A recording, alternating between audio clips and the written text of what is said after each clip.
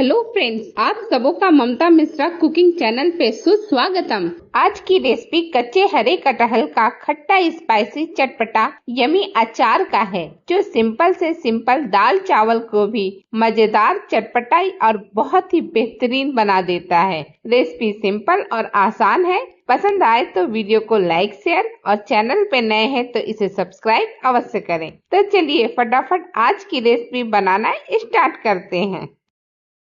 आज की रेसिपी बनाने के लिए 3.5 किलो के करीब मैंने एक बड़ा सा कटहल लिया है। ये मेरे घर के पास के बागान का है, तो बहुत ही फ्रेश, ताजा और एकदम से बढ़िया है। अब इसे मैंने कट कर लिया है। इसके छिलके उतार लिए हैं और छोटे छोटे पीसेज में कट कर लिया है। और जो फालतू के रेशे वगैरह थे वो सब भी मैंने हटा दिया है। अब ये बिल्कुल धुल करके सूख चुका है। अब एक भगोना ले लेते हैं और उस भगोने में हम डालते हैं पानी। पानी बहुत ज्यादा डालिएगा, मतलब भगोना को 1/4 हिस्सा भर दीजिएगा पानी से। फिर ये जो कटहल है, जो मैं पीसेज में मैंने कट किया है, वो सारा का सारा कटहल इसमें डाल दीजिए। कटहल के साथ मैंने 2-3 लाल मिर्च भी डाल दिया है। कटहल के साथ ये भी पक जाएगा। अब फ्लेम को ऑन करके और बॉईल होने देते हैं। तो इसे ढक करके हाई फ्लेम पे कम से कम 4 से 5 मिनट पकने देते हैं। 5 मिनट का टाइम हो चुका है। चलिए अब ढक्कन हटा करके चेक करते हैं। देख करके तो लग रहा है कि कटहल 70 to 80% कुक हो चुका है। अब हम हाथों से मसल करके भी देख लेते हैं। बहुत इजीली नहीं मसला जा रहा है, लेकिन हाँ, काफी हद तक पक चुका है। तो अब इसे हम छान लेंगे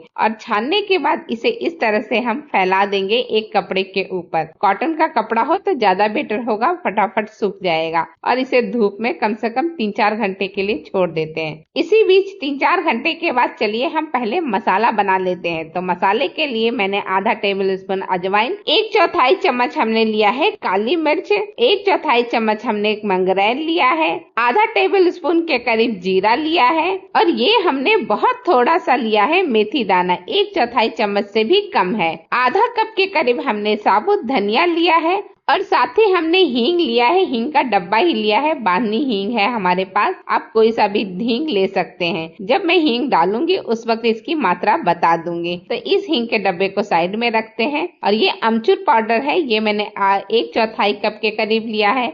आधा कप सरसों लिया है और ऐसे ही मैंने 1/4 कप के करीब लिया है सौंफ, हरा वाला सौंफ। और ये मैंने आधा कप के करीब लिया है लाल मिर्च और ये 2 चम्मच लिया है हल्दी, 4 चम्मच लिया है सफेद वाला नमक, 1 चम्मच के करीब लिया है कश्मीरी लाल मिर्च पाउडर। अब एक कढ़ाई ले लेंगे और कढ़ाई को गर्म करने के बाद हम इसमें डाल देंगे मेथी दाना। मेथी दाना को 30 सेकेंड तक लगातार चलाते हुए हम सेक लेंगे और जब ये कलर चेंज होने लगे तब हम डाल देंगे धनिया और धनिया को भी आधा मिनट तक लगातार चलाते हुए हम सेक लेंगे। फ्लेम को लो मीडियम ही रखिएगा। अब ये धनिया अच्छी तरह से सीख चुका है तो इसमें डाल देते हैं जीरा। जीरा को भी आधा मिनट हमें सेक लेना है, लेकिन इसके साथ ही हम डाल देंगे काली मिर्च और लाल मिर्च भी डाल देंगे इसके साथ ही। अब इन सारी चीजों को जितना जितना मात्रा में मैंने दिखाया उतने मात्रा में डाल करके लगातार चलाते हुए भून लेंगे 1 मिनट तक। अब इसमें डाल देते हैं लास्ट में सौंफ को। सौंफ को भी हम अच्छी तरह से थोड़ी देर 15 सेकेंड तक भून लेते हैं। और अब ये बढ़िया से सारी चीजें भून चुकी है, मसाला रेडी है।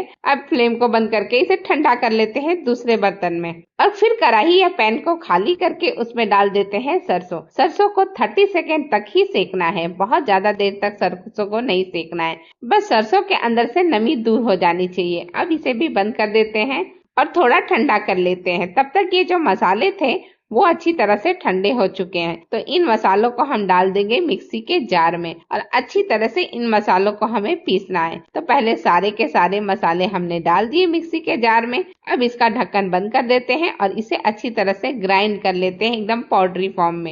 ये लीजिए पीस करके हो गया है। मैं ढक्कन खोल करके भी आपको दिखाती हूँ। ये देखिए बहुत ही अच्छी तरह से पाउडरी फॉर्म में मसाले पीस करके रेडी हो चुके हैं। हल्का दरदरापन है, हाँ ऐसा ही अचार का मसाला होता है। इसे हम एक भगोने में निकाल देते हैं जिसमें हम अचार को मिलाने वाले हैं मसालों और तेल के साथ। अब सरसों भी ठंडा हो चुका है तो इसी मिक्सी के जार में सरसों को भी डाल दिया है, इसे भी ग्राइंड कर लेते हैं। ये देखिए सरसों भी अच्छी तरह से पीस करके रेडी हो चुका है। उसी भगोने में इसे भी निकाल लेते हैं। साथ ही इसमें डाल देते हैं कश्मीरी लाल मिर्च। इसी भगोने में सारे मसालों के साथ हल्दी भी डाल देते हैं और इसके बाद हम इसमें डाल देते हैं अजवाइन। अजवाइन को भी बहुत अच्छी तरह से डाल दीजिए और फिर डाल दीजिए कलौंजी यानी मंगरेल को, और नमक भी इसी वक्त इसमें डाल दीजिए और सबसे लास्ट में डाल दीजिए अमचूर पाउडर। इसे भी अच्छी तरह से हमने डाल दिया है। सारी की सारी चीजें मसाले, सूखे मसाले पड़ चुके हैं। सबको एक साथ अच्छी तरह से मिला करके मिक्स कर लेते हैं और ये मसाला बिल्कुल रेडी है। तो इसमें बीच में हम सेंटर में जगह बना लेते हैं जिसमें कटहल और तेल को डालेंगे। अब एक पैन ले लेते हैं और पैन में हम डाल देते हैं इसी कप से माप करके 2 कप के करीब सरसों का तेल और इसे अच्छी तरह से बॉयल होने देते हैं। मतलब अच्छी तरह से इसमें से धुआं निकलने तक ही गर्म करना है हमें। ये देखिए धुआं निकलने लगा। फ्लेम बंद कीजिए और इसे ठंडा कर लीजिए। तब तक चलिए हम कटहल देख लेते हैं। कटहल भी हमारा 3-4 घंटा हो चुका है, अच्छी तरह से सूख चुका है, ड्राई हो चुका है। देखिए काफी सिकुड़ चुका है। तो अब कटहल भी रेडी है।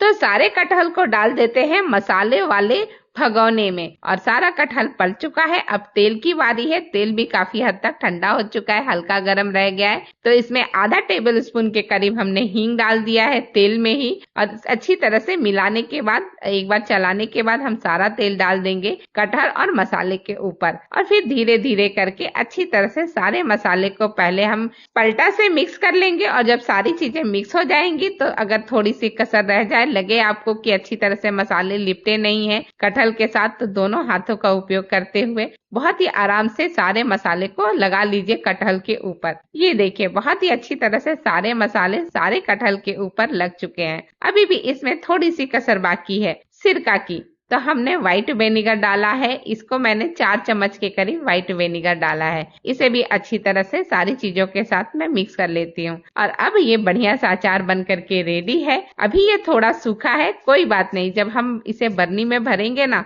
तब इसमें हम थोड़ा सा तेल और डाल देंगे। चलिए अब इसे स्टोर करने के लिए बरनी में भी डाल देते हैं। तो कांच का साफ बरनी लिया है। आप कांच के जगह कोई भी बरनी ले सकते हैं, जैसे प्लास्टिक की भी बरनी ले सकते हैं, बस साफ हो, सूखा हो, इसका खास ख्याल रखिएगा। अब थोड़ा थोड़ा करके हम सारे कटहल को इस बरनी में डाल देते हैं। लास्ट में मैं इसमें आधा कप के करीब सरसों का तेल और डाल देती हूँ ऊपर से। अचार बिल्कुल रेडी है। 3-4 दिन धूप दिखा के इसे खा सकते हैं। ये लीजिए हमारा एक बरनी अचार से फुल होकर के बिल्कुल रेडी हो चुका है। इसी तरह से बाकी के डब्बों में भी इसे स्टोर कर लेंगे। इसी के साथ वीडियो समाप्त करती हूँ। आप सबों का धन्यवाद। Thank you.